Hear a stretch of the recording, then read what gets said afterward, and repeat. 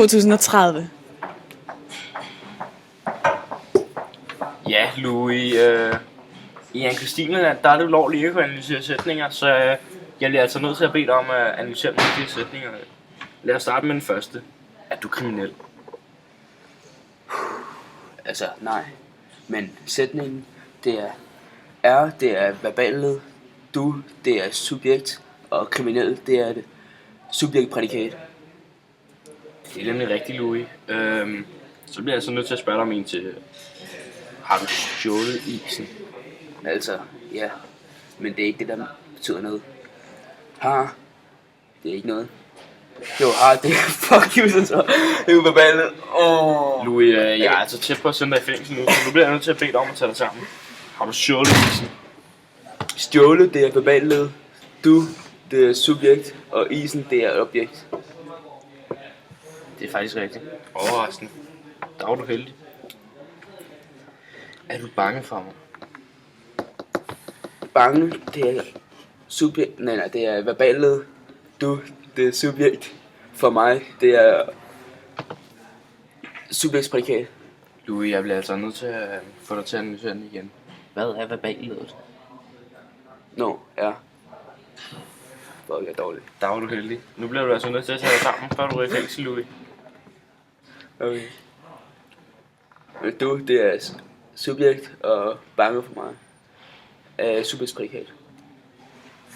Der var du heldig, Louis. Så den sidste sætning på dansk, før jeg bliver nødt til at prøve det på andre sprog. Fortryder du det, du gjorde? Fortryder, det er verballed. Du, det er subjekt, og det du gjorde, det er objekt. Det er rigtigt. Der var du heldig. Afhøring i 2030, 23. november. Nå, Katja, du har lavet en dårlig analyse i AP, så vi har valgt at lade dig analysere på tysk, fordi vi ved, at du er fremragende til tysk. Så den første sætning hedder, hvis du er kriminel.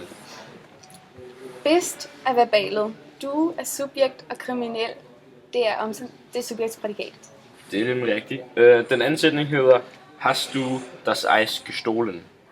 Hast er verbalet. Du er subjekt, og das Eis gestohlen er akkusativ objekt. Du overlever, Katja. Hast du Angst vor mir? Hast er verbalet. Du er subjekt. Angst for mir er subjektsprædikat. Det er rigtigt. Bereust du, was du getan hast? Bereust er verbalet. Du Christineland har er nu subjekt, overtaget og Thailand, was du getan og hun hast tvinger alle er- elever til at lave AP. Hvis de ikke gør det, bliver de sendt i fængsel. Alright, Jan, we will start with some basic sentences in English, and then you will translate to Thai and analyze the sentence for me. Okay. First, are you a criminal?